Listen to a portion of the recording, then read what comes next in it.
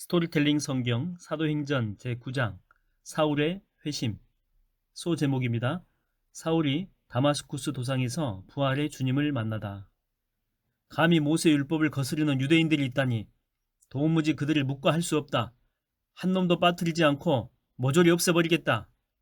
사울, 예수 그리스도의 복음을 전하다가 스데반 집사가 예루살렘 성문 밖에서 돌에 맞아 순교할 때에 돌 던지는 자들의 겉옷을 맡았던 그는 바리새파 소속의 정통 유대인으로서 당대 최고의 랍비인 가말리엘의 문화에서 수학하고 있던 중이었습니다. 모세 율법에 절대적으로 충실했던 그는 예수를 따르는 무리들이 감히 그 율법을 거역한다라고 생각하고 눈에 보이는 대로 주님의 제자들을 모조리 잡아 죽이겠다라고 다짐하게 됩니다. 하루는 그가 살기 등등한 기세로 대제사장을 찾아가서 요구합니다. 사울의 회심 연도를 고려하게 되면 이때의 대제사장은 예수를 모함하여 십자가에 못 박아 죽인 가야바입니다. 당시 대제사장은 유대의 최고 의결기구인 공회 사내들인이죠. 여기에 의장으로서 종교 문제에 관한 한 최고의 결정권을 가지고 있는 자였기 때문에 사울은 신자들의 체포권을 위임받기 위해서 대제사장을 찾아간 것입니다. 비록 정치적으로는 유대가 로마의 식민 지배 아래 있었지만 유대 공회는 종교와 관련된 문제들을 처리할 수 있는 권한을 가졌고 그의 권한은 세계 도처에 있는 모든 유대인 회당에 대해서도 그 영향력이 미치고 있었습니다. 대제사장님, 살펴보니 예수를 따르는 무리들이 예루살렘을 떠나 다마스쿠스로 대거 피신한 것 같습니다. 그러므로 제가 지금 당장 다마스쿠스에 내려가서 예수의 도를 따르는 사람들을 체포하겠습니다. 그들을 보기만 하면 남녀노소 가리지 않고 모조리 붙잡아 예루살렘으로 끌고 올 테니 다마스쿠스에 있는 여러 회당에 보내는 체포 공문을 써주십시오. 좋다. 자네 같은 젊은이가 있으니 마음이 든든하구나. 그리할 테니 한 놈도 빠뜨리지 말고 모조리 잡아들이도록 해라. 대제사장은 사울의 열정을 칭찬하면서 흔쾌히 공문을 써주었고 체포 공문을 받은 사울은 일단의 체포조를 이끌고 다마스쿠스로 급히 길을 떠납니다. 예루살렘에서 다마스쿠스까지는 240km의 먼 거리입니다. 그럼에도 사울은 율법을 거스리고 하나님을 모독한 자들을 자기 손으로 붙잡아 처형하겠다라고 하는 뜨거운 열정을 갖고 부지런히 길을 재촉합니다. 사울 일행이 예루살렘을 떠나 다마스쿠스 가까이에 이르렀을 때입니다. 갑자기 하늘에서 어마어마하게 눈부신 빛이 내려와 사울을 온통 둘러쌌습니다.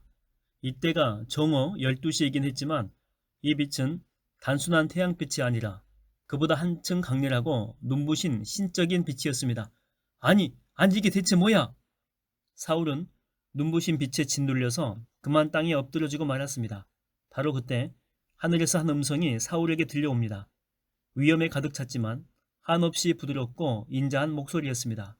사울아, 사울아, 내가 어찌하여 나를 핍박하느냐?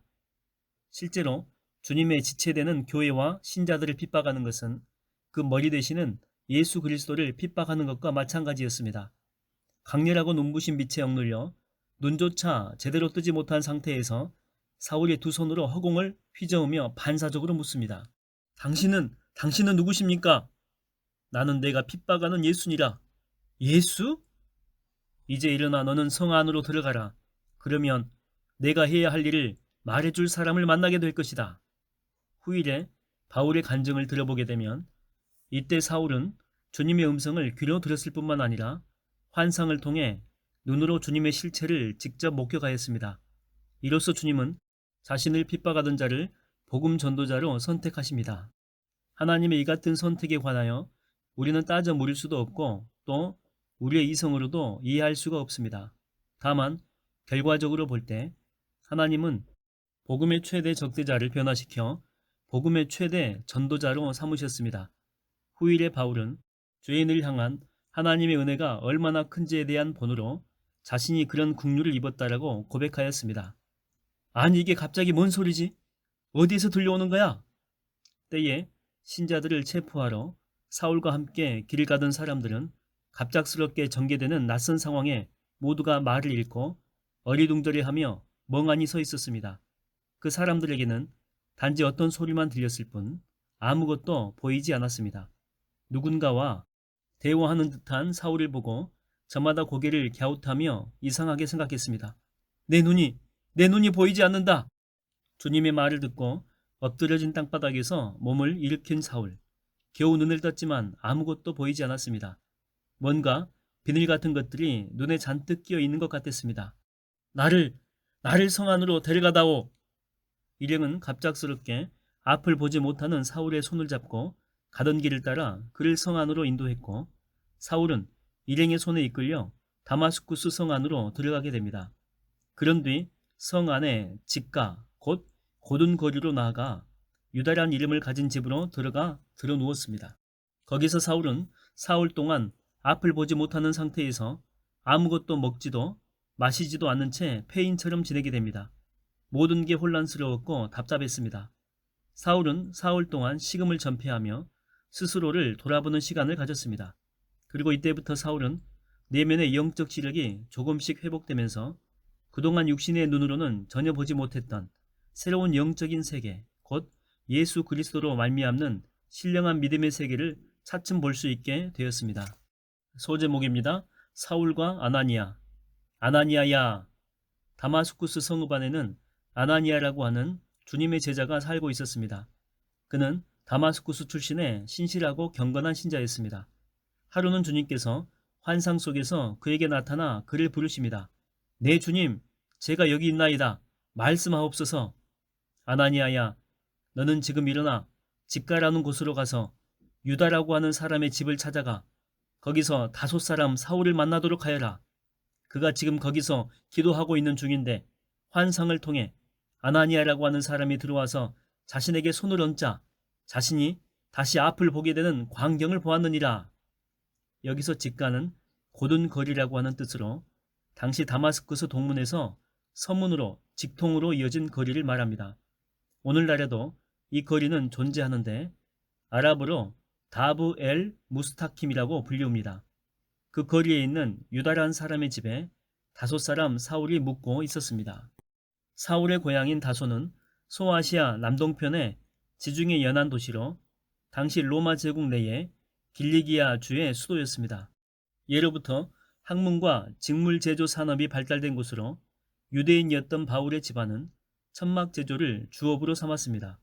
바울은 태어날 때부터 로마 시민권을 소유했을 뿐만 아니라 멀리 예루살렘까지 유학을 가서 당대의 대석학이었던 저명한 가말리알의 문화에서 수학을 할 수 있을 정도로 명망 있는 재력가 집안의 자손이었습니다. 사울은 이후에 바울이란 새로운 이름을 얻어 위대한 복음 전도자의 길을 걷게 됩니다. 네? 사울이라고요?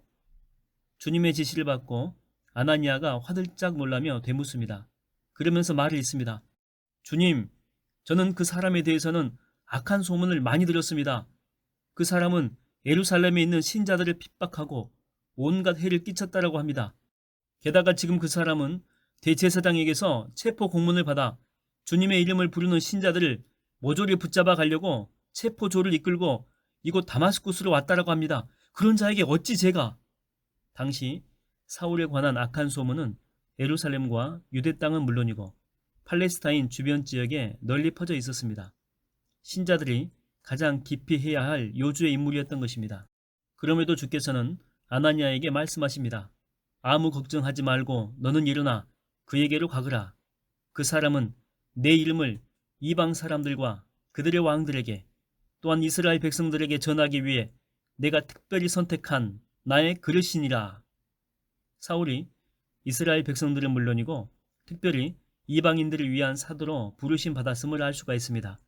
이어서 주님은 그런 사명을 감당하는 과정에서 사울에게 많은 박해와 고난이 뒤따를 것임을 또한 일러주십니다. 장차 그 사람이 내 이름을 위하여 얼마나 많은 핍박과 고난을 받아야 할 것인지 내가 그 사람에게 보여줄 것이다. 그러니 너는 지금 일어나 그 사람에게로 가라.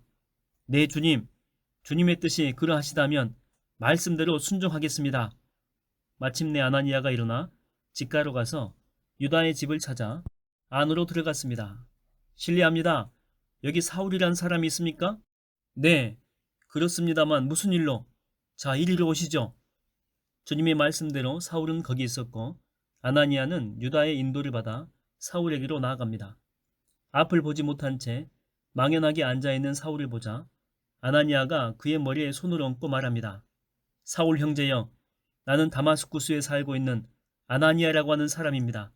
주님의 지시에 따라 이곳에 있는 당신을 찾아왔습니다. 주님께서 당신을 나에게로 이끌었다고요? 그렇습니다. 당신이 이리로 오는 도중에 당신에게 나타나셨던 주 예수께서 당신을 다시 보게 하고 또 당신이 성령으로 충만하게 되도록 하기 위해 저를 여기로 보내셨습니다. 이렇게 말하면서 아나니아가 사울의 머리에 안수하자 바로 그 순간에 사울의 눈에서 비늘 같은 것들이 떨어져 나갔습니다. 아마도 눈에서 얇은 막 같은 것들이 벗겨져 떨어진 듯합니다. 아, 보인다! 이제 앞이 보여! 사울은 이전처럼 시력을 회복하게 되었습니다. 단순히 육신의 시력만이 아니라 영적인 시력 또한 회복되었습니다. 아나니아 형제님, 제게 세례를 베풀어 주십시오. 시력을 잃은 채 깊은 자성과 묵상에 빠졌던 3일 동안 다마스쿠스 도상에서 주 예수를 직접 접한 사울은 성령의 감화 감동으로 인해 마음의 변화를 겪게 되었습니다. 그 결과 견고한 율법의 장벽을 뛰어넘어 은혜로운 복음의 세계로 발을 딛게 되었습니다. 그래서 앞을 보게 되자마자 사울은 망설임 없이 그 자리에서 즉시 세례를 받았습니다. 율법의 아들이 복음의 아들로 거듭난 것입니다. 세례를 통해 이제부터 주 예수 그리스도의 제자가 되었음을 공개적으로 신앙 고백했던 것입니다. 이리하여 사울은 이제부터 명실상부하게 하나님의 백성이며 예수 그리스도의 제자가 되었습니다. 복음을 박해하던 자가 이후로는 복음을 위해서 박해받는 자로 거듭나게 된 것입니다. 자, 이제는 금식을 중단하시고 음식을 드시도록 하세요. 잘 먹고 건강을 챙겨야 주님을 위해서 일할 수 있지 않겠습니까? 고맙습니다, 형제님. 아나니아에게서 세례를 받은 뒤 사울은 음식을 먹고 기운을 회복했습니다. 이후 사울은 며칠 동안 다마스쿠스에 더 머물면서 그곳에 있는 다른 신자들과 함께 어울려 지냅니다. 처음에는 모두가 긴가민가 하면서 사울을 경계하고 멀리했지만 아나니아의 적극적인 소개와 간증으로 차츰 격이 없이 가까워지게 되었습니다. 소 제목입니다. 사울이 개종하여 다마스쿠스에서 복음을 전파하다. 형제님들, 저는 우리 주 예수 그리스도의 십자가 복음을 더 깊이 연구하러 잠시 내 나름대로의 시간을 가질까 합니다. 그런 후에 다시 여기로 돌아오겠습니다. 회심 이후 며칠 동안 다마스쿠스의 신자들과 사랑과 위로의 친교를 나눈 사울은 주 예수 그리스도의 복음에 관해서 더욱 깊이 알고 싶은 열정에 불타오르게 됩니다. 그래서 그는 가족이나 친척들과 전혀 의논하지 않고 또한 사도들이 있는 초대교회의 본산인 예루살렘으로 올라가지도 않고 다마스쿠스에서 곧장 아라비아 광야로 나아가게 됩니다. 그 외롭고 적막한 광야에서 사울은 3년 동안 기도하고 묵상하는 가운데 불철주야 십자가 복음을 연구하게 됩니다. 뜨거운 열정으로 깊이 있게 살피고 또 살피게 됩니다. 율법과 복음의 상관관계에 대해서도 열심히 파고들었습니다. 사울에게 있어 아라비아 광야는 신앙연단과 복음 연구의 치열한 훈련소였습니다. 그 아라비아 광야에서의 3년 세월이 사울을 예수님의 평범한 제자에서 예수님의 위대한 사도로 승화시킨 것입니다. 훗날 사울은 주님께서 충분히 탐낼 만한 출중한 인재였습니다. 당대의 기독교 복음 전파의 사도로 삼기에 가장 적합한 인물이었습니다. 복음의 적대자였던 그가 단기간에 기독교 역사상 가장 위대한 복음 전도자로 거듭날 수 있었던 비결은 활활 타오르는 뜨거운 영성 못지않게 학문적인 소양이 밑바탕에 깔려 있었기 때문입니다. 사울은 당대의 대석학이었던 가말리엘 라반, 여기서 라반은 랍비보다 더 큰 스승을 이야기합니다. 그의 문화에서 고도로 훈련받은 바리새인으로서 모세 율법 및 구약 성경 전반에 관하여 방대한 지식을 갖추고 있었습니다. 또한 복음을 적대하는 그 과정에서 그 복음이 대체 무엇인지에 대해서도 나름대로 공부했음이 분명합니다. 이 같은 바탕 위에 성령의 조명이 강하게 비춰졌고 게다가 다마스쿠스 도상에서 예수 그리스도를 직접 만난 경험까지 보태져 사울은 누구보다도 예수 그리스도의 십자가 복음에 관해서 철저하고도 깊이 이해할 수 있게 된 것입니다. 그랬기에 그는 신약성경 27권 중에 무려 13권에 달하는 이른바 바울 서신이라고 불리우는 책들을 저술할 수 있었던 것입니다. 그 13권 중에서도 로마서는 기독교 사상의 정수요 백미라고 할 수 있습니다. 오, 사울 형제님, 약속대로 마침내 돌아오셨군요. 그동안 복음에 관해서 충분히 공부하셨나요? 네, 주님의 크신 은혜로 십자가 복음이 무엇인지 제대로 파악한 것 같습니다. 할렐루야! 사울 형제님은 분명 주님의 큰 그릇이 될 것입니다. 3년 후에 아라비아 광야에서 다시 다마스쿠스로 돌아온 사울. 그는 안면 있는 그곳 신자들과 반갑게 문안 인사를 나눈 다음에 곧바로 다마스쿠스의 여러 회당으로 나아가서 전도하기 시작합니다. 예수님이 하나님의 아들 메시아이심을 선포하기 시작했습니다.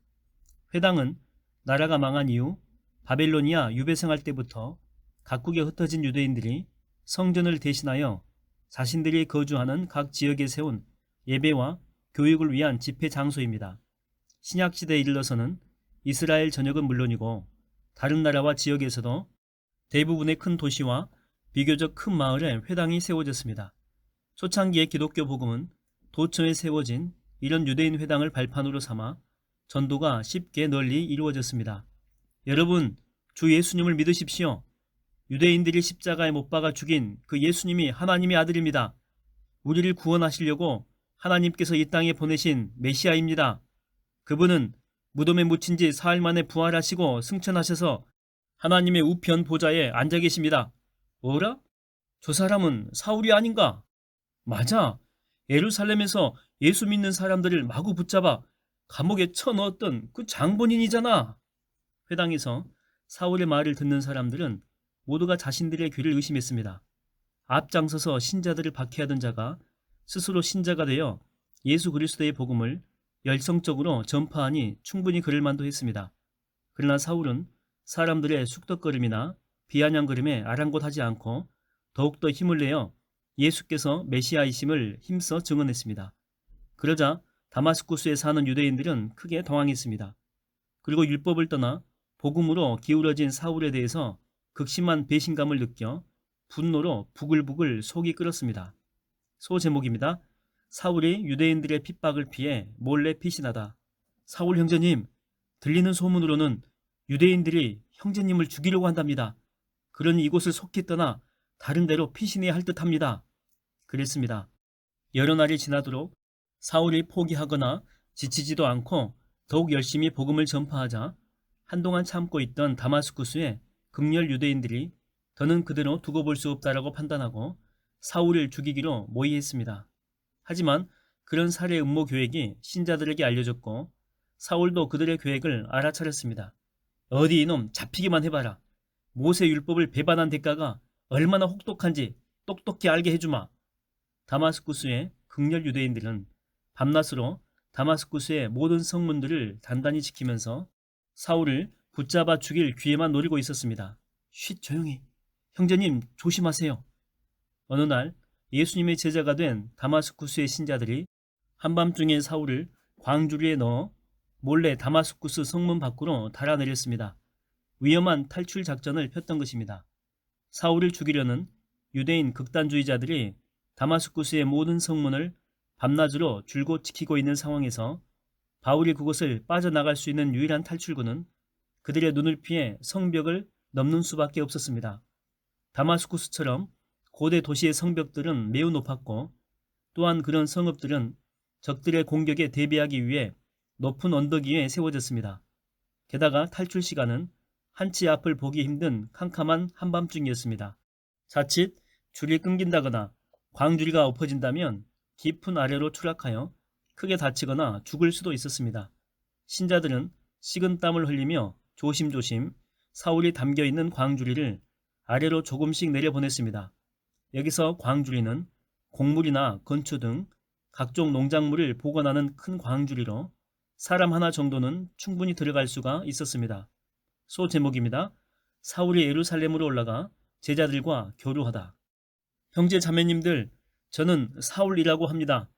예전엔 교회와 신자들을 핍박했지만 이젠 회심하여 여러분들처럼 주님의 제자가 되었고 복음 전도자가 되었습니다. 극렬 유대인들의 철통 같은 감시를 뚫고 한밤중에 다마스쿠스 성 밖으로 어렵사리 도망쳐 나온 사울. 그는 그 길로 곧장 예루살렘으로 올라갔습니다.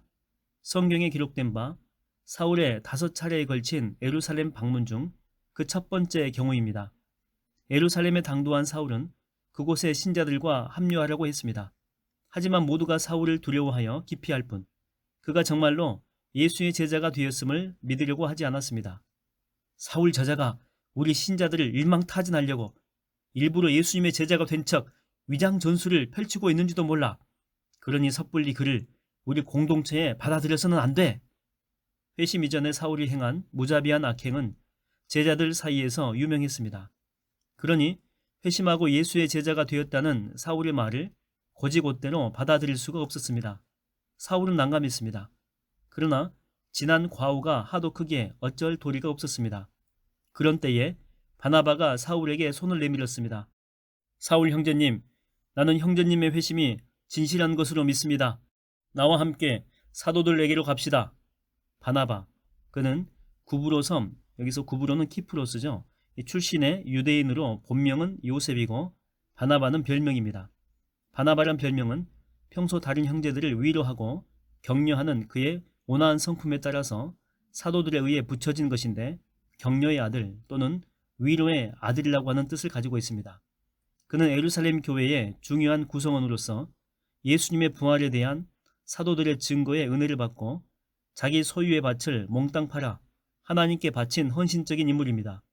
이후에 그는 사울과 함께 팀을 꾸려 제1차 전도 여행을 떠나기도 합니다. 바나바 형제님, 저를 믿어주시니 참으로 고맙습니다. 위로와 격려의 사람 바나바가 사울을 받아들여 그를 데리고 사도들에게로 함께 나아갔습니다. 사울을 보고 사도들 역시 흠칫 놀랐습니다.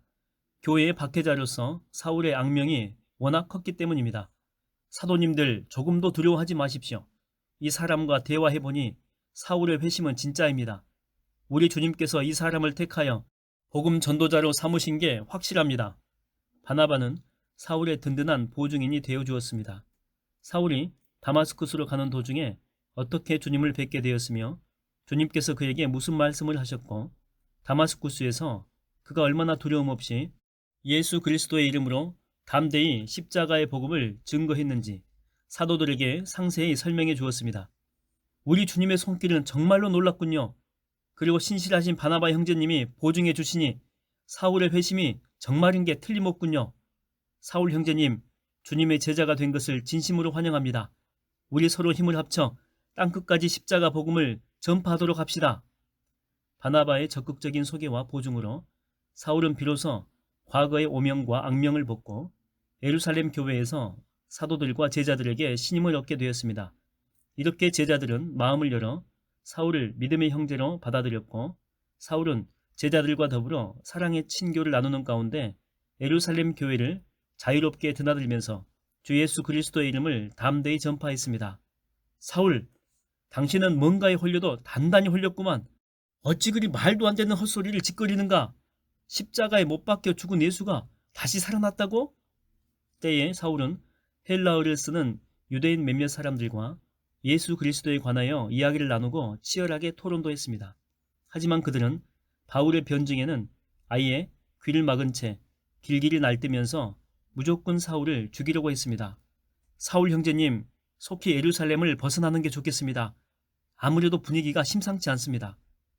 예루살렘 교회의 신자들은 일전에 스데반을 죽인 극렬 유대인들이 사울의 배반에 치를 떨며 수단과 방법을 가리지 않고 어떻게든 사울을 죽이려고 한다는 유력한 정보를 알아내고 사울에게 도피할 것을 적극적으로 권고했습니다. 그래서 믿는 형제들이 사울을 데리고 예루살렘을 벗어나 지중해 연안의 항구 도시인 가이사라로 올라갔다가 거기서 배편으로 사울을 그의 고향인 다소로 내려보냈습니다. 다소는 사울의 가족과 일가 친척이 있는 그의 고향이었습니다. 회심 직후 사울은 자신의 출신지인 이곳에 이때 한번 들렀습니다. 아브라함처럼 고향을 잊은 채 오직 복음 전파에만 일평생 매진했기 때문입니다. 사울이 예루살렘을 벗어나 아주 멀리 다소로 내려가자 극렬 유대인들도 사울 죽이기를 포기했습니다. 이 외에도 교회와 신자들에 대한 유대인들의 크고 작은 박해와 핍박이 있었지만 하나님의 보호하심과 성령님의 뜨거운 역사로 교회는 유대와 갈릴리와 사마리아 온 지방에 걸쳐 나날이 성장해 가면서 주님 안에서 평안을 누리게 되었습니다. 또한 주님을 경외하는 삶을 살아가는 가운데 성령님의 위로를 받으면서 하루가 다르게 예수 그리스도를 믿는 신자들의 수가 늘어나게 되었습니다. 핍박과 환난 가운데 도리어 교회는 평안을 누리고 날로 부흥하게 되었습니다. 소 제목입니다. 베드로가 중풍병자 애니야를 고치다. 그 무렵 사마리아에서 돌아온 베드로 사도는 예루살렘에만 머물지 않고 유대 땅의 여러 지방을 두루 다니면서 복음 전파의 사역을 충실하게 수행하고 있었습니다. 예수님의 공생애 때 수석 제자로 활동했던 베드로는 당시 교회의 지도자로 활동하고 있었습니다. 그래서 신자들은 여기저기에서 베드로의 방문을 요청했습니다. 하루는 루따에 내려가서 그곳의 신자들을 방문하게 되었습니다. 루따는 예루살렘 북서쪽 40km가량 지점에 사론 평원에 자리 잡고 있는 작은 성읍인데 예루살렘 도성과 지중해 연안의 큰 도시인 요빠 사이에 있었습니다. 작은 성읍이었지만 북쪽의 수리아에서 팔레스타인 중부 지역을 관통하여 이집트로 향하는 주요 도로와 예루살렘에서 요빠로 연결되는 간선도로가 만나는 교통의 요충지였습니다. 오늘날의 디오스폴리스입니다. 사도님, 우리 자매님들 가운데 한 사람이 오랜 세월 동안 병석에 누워 있었습니다. 한번 들려주셔서 기도해 주시면 감사하겠습니다. 루따 성읍에서 베드로는 다른 신자들의 안내로 애니야라고 하는 여신도를 병문안합니다. 그녀는 어느 날 갑작스럽게 중풍으로 쓰러진 이래 8년째 병석에 누워 힘겨운 투병의 세월을 보내고 있었습니다. 베드로 사도가 병석에 누워있는 그녀를 향해서 말합니다. 때에 베드로는 성령이 충만한 상태였습니다. 애니야 자매여, 예수 그리스도께서 지금 당신의 병을 고쳐주셨어. 그러니 이제 일어나 당신의 침구를 정돈하도록 하시오. 베드로는 애니야를 낫게 하시는 치유의 주체가 예수 그리스도임을 분명히 밝혔습니다. 베드로의 말이 떨어지자마자 애니야는 즉시 힘을 얻어 8년째 알아 누워있던 병석에서 벌떡 일어났습니다. 놀라운 기적이었습니다. 오 주님 감사합니다. 주님께 영광을 돌립니다. 애니야는 감격의 눈물을 흘리며 주님께 감사 찬양을 드렸습니다. 루따와 사론에 사는 주민들은 애니야에게 일어난 놀라운 치유의 기적을 보고는 모두가 주께로 마음을 돌이켰습니다. 그 지역의 신자의 수가 크게 늘어났습니다. 샤론은 요빠에서 갈멜산에 이르는 남북 80km가량의 대평원 지역입니다. 소 제목입니다. 베드로가 죽은 도르가를 다시 살리다. 루따에서 그리 멀지 않는 곳에 요빠라고 하는 큰 성읍이 있었는데 그곳에는 다비다라고 하는 여신도가 살고 있었습니다. 요빠는 루따에서 북서쪽으로 17km가량 지점에 위치한 지중해 연안의 도시로 오늘날의 명칭은 야파입니다. 다비다는 영양 또는 사슴이란 뜻을 지닌 히브리식의 이름이고 그녀의 헬라식 이름은 도르가입니다. 다비다는 요빠 교회의 신실한 여신도로서 평소에 여러 착한 일들을 많이 하였고 또 가난한 사람들을 힘 닿는 대로 도왔습니다. 그런데 베드로가 루따 성읍을 방문한 그 시점에 그녀가 중한 병에 걸려 그만 죽고 말았습니다. 아 다비다여, 착한 다비다여, 우리의 신실한 자매님이여. 요빠 교회의 신자들은 크게 슬퍼하고 애통해하면서 그녀의 시신을 깨끗이 씻은 후에 조만간 장사 지내려고 다락방에 안치해 두었습니다. 빈소를 다락에 마련한 것입니다. 정말요? 지금 베드로 사도께서 루따에 와 계시다고요? 루따는 요빠에서 그리 멀지 않은 가까운 곳에 있었습니다. 요빠 교회의 신자들은 베드로가 루따에 와 있다는 말을 듣고는 크게 반색하였습니다. 그들은 베드로 사도가 루따에서 8년 된 중풍병자를 치유했다는 소문도 전해들은 상태였습니다. 즉시 두 사람을 베드로 사도에게 보내어 요빠로 급히 좀 와달라고 청하게 됩니다. 그래요. 그렇다면 빨리 요빠로 갑시다. 베드로가 초청에 기꺼이 응해 급히 요빠로 오자 요빠 교회의 신자들은 그를 도르가, 다른 이름으로는 다비다죠, 시신이 안치되어 있는 다락방으로 안내했습니다. 그 다락방에는 과부들이 모여 앉아 도르가의 죽음을 크게 애통해하며 슬피 울고 있었습니다. 사도님, 이것들 좀 보세요. 슬피 울고 있다가 베드로 사도가 다락방에 올라오자 과부들은 도르가가 평소에 자기들을 위해서 몸소 만들어준 겉옷과 속옷을 베드로에게 보여주었습니다. 신실한 여신도 도르가는 생전에 많은 선행과 구제를 행했는데 그 중 하나가 헐벗은 자들에게 손수 한 땀 한 땀 옷을 지어 입히는 일이었습니다. 여러분, 잠시 자리를 좀 비켜줬으면 고맙겠습니다. 잠시만. 도르가의 죽음은 그녀를 아끼는 많은 동료 과부들과 교회 신자들, 그리고 이웃 사람들을 매우 슬프게 만들었습니다. 그래서 도르가의 시신이 안치된 다락방은 큰 슬픔에 빠진 사람들의 호곡과 흐느낌 등으로 무척 소란스러웠습니다. 그래서 베드로는 기도와 치유 사역에 집중하기 위해서 잠깐 동안 모두를 내보냈던 것입니다. 생전에 예수님도 회당장 야이로의 죽은 딸을 살리실 때 꼭 필요한 몇몇 사람들을 제외하고는 주변 사람들을 모두 집 밖으로 내보냈습니다.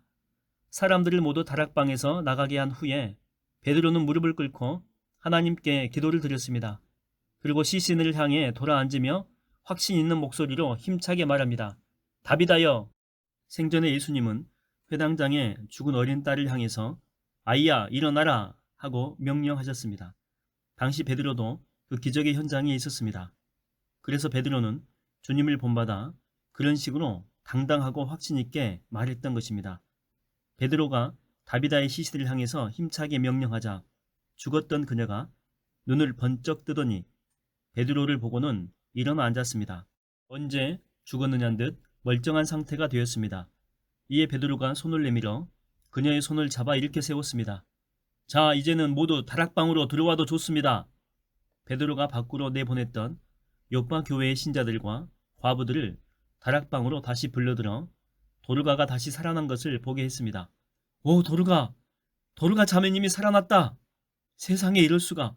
분명히 죽었는데 이렇게 멀쩡하게 살아나다니! 정말 놀라운 기적이다! 베드로 사도가 죽은 도르가를 다시 살리셨다! 다시 살아난 도르가를 보고서 사람들은 저마다 놀라움과 감격의 탄성을 바라며 크게 기뻐하였습니다. 베드로를 크게 칭송하고 하나님을 우러러 찬양했습니다. 이 놀라운 기적이 요파 전역에 알려지자 많은 사람들이 주님을 믿게 되었습니다. 이후 베드로 사도는 얼마 동안 더 요파에 머물렀는데 가죽 제품을 만드는 무두장이 시몬의 집에 묵었습니다. 무두장이는 짐승의 가죽을 다루는 가죽 제조 기술자 곧 피장이입니다. 유대인들은 피장이를 극도로 싫어했습니다. 피장이는 부정한 짐승의 사체로부터 가죽을 벗겨내는 사람이고 죽은 짐승의 부정이 옮은 자였기 때문입니다. 그래서 피장이는 외딴 곳에서 홀로 거주하며 작업해야 했습니다. 당시 유대 사회는 여인들이 먼저 이혼을 신청하는 법이 없었습니다. 남성 중심 사회였기 때문에 여성들이 이혼을 제기한다라고 하는 것은 상상도 못할 일이었습니다. 예외가 있긴 합니다. 결혼했는데 알고 보니 그가 무두장이 곧 피장이라면 이혼을 제기하고 실행할 수 있었습니다. 이렇듯 죽은 짐승을 만지는 피장이는 인간으로 대접받지 못했습니다. 베드로 사도가 피장이 집에 머물렀다라고 하는 것은 가히 놀라운 일입니다. 베드로가 그렇게 한 것은 하나님 안에서는 직업이나 계급의 귀천이 없이 모두가 평등하다는 사실을 보여주는 행위였습니다. 베드로는 그만큼 의식적인 율법에 얽매이지 않고 복음 안에서 참된 자유를 누리고 있었던 것입니다.